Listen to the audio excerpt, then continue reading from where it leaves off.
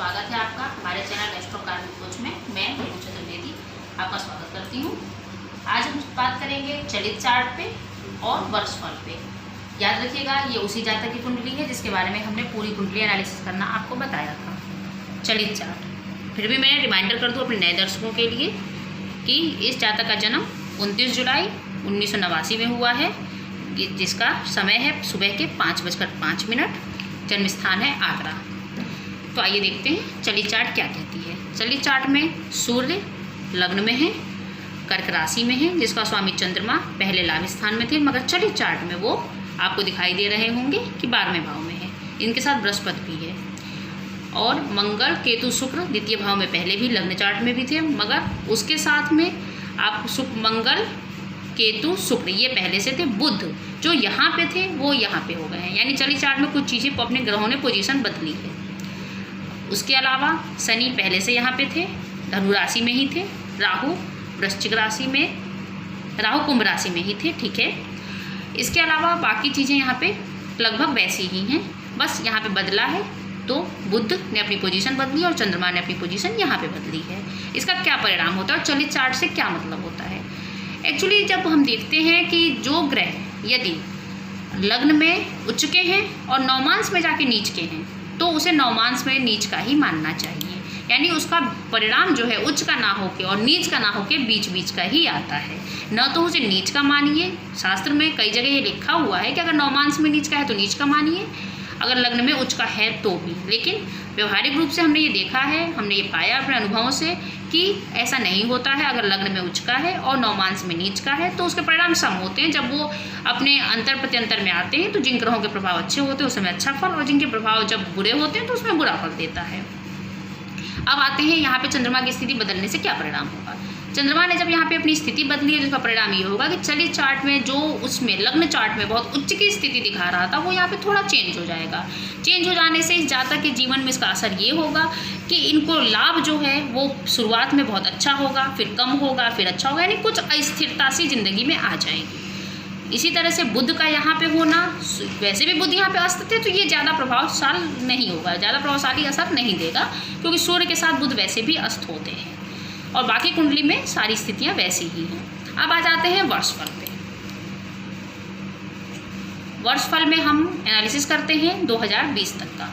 2020 जुलाई चूँकि बीत चुकी है इसलिए हम इसे 2021 तक का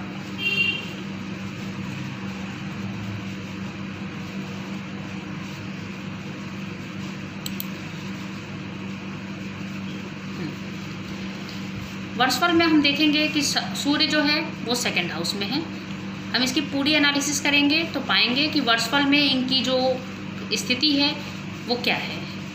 लाल किताब वर्षफल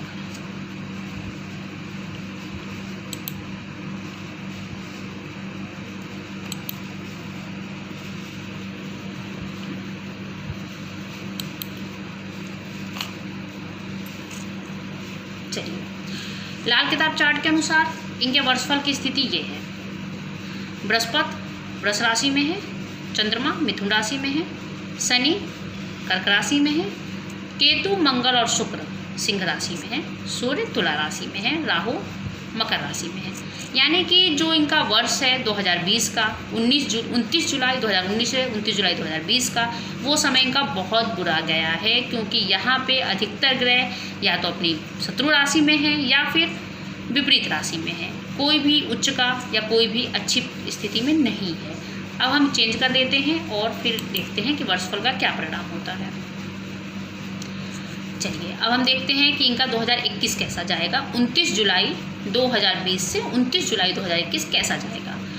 इसमें सूर्य और बुध वृष राशि में यहाँ पे आ गए हैं और इनका स्वामी शुक्र जो है वो जाके सप्तम भाव में है। यानी इनको अगले साल अपने वैवाहिक जीवन में जो उतार चढ़ाव, जो दिक्कतें आ रही हैं, उससे कुछ हद तक समाधान रास्ता दिखाई देने लगेगा। उसके बाद हम देखेंगे षष्ठ भाव में राहु है, कन्या राशि का है। राहु कन्या राशि का होता है तो इसका परिणाम ये होता है कि यहाँ पे स्थिति जो है वो थोड़ा व्यय कराएगी मगर संभलेगी, यानी कानूनी विवाद जो चल रहा होगा वो कुछ इनके पक्ष में झुकता हुआ नजर आएगा। अब आते हैं बृहस्पति, आयु अच्छी होगी। वृश्चिक राशि में बृहस्पति है जिनका स्वामी मंगल सप्तम भाव में है, ये ठीक है। यहाँ पे विवाह के जो स्थिति है शुक्र मंगल केतु वही ग्रह बैठे हैं, लेकिन परिणाम जो है वो थोड़ा पॉजिटिव आएगा, क्योंकि शुक्र अपने ही भाव में है। तो इनको कोई ना कोई इनकी ज़िंदगी में इनके साथी ऐसा जो इनके मन को समझे, कुछ जिसे आप गर्लफ्रेंड मान लें या प्रेमिका कुछ भी मान लें, वो इनकी ज़िंदगी में प्रवेश करेगी। उसके बाद व्यय भाव में शनि है, मीन राशि में है, जिनका स्वामी गुरु अष्टम भाव में है। व्यय का अष्टम भाव में होना अच्छा परिवर्तन योग है। इस वजह से इनको अपने कानूनी क्षेत्र में पॉजिटिव वेव मिलेंगे, जिससे ये अभी पूरी तरह से उसे छूट तो नहीं पाएंगे, लेकिन हाँ एक रास्ता बनेगा जिसका पूर्णतः परिणाम जो है 2022 या 23 तक, जिसको पूर्णतः छुटकारा मिलेगा इन्हें दिसंबर 23 तक। तो इस तरह से इनकी पूरी कुंडली को हमने एनालिसिस किया। नमस्कार। अगर आपको हमारी कुंडली और वीडियो अच्छे लगे हों तो इसको सब्सक्राइब करें और हमें आगे वीडियो देखते रहें।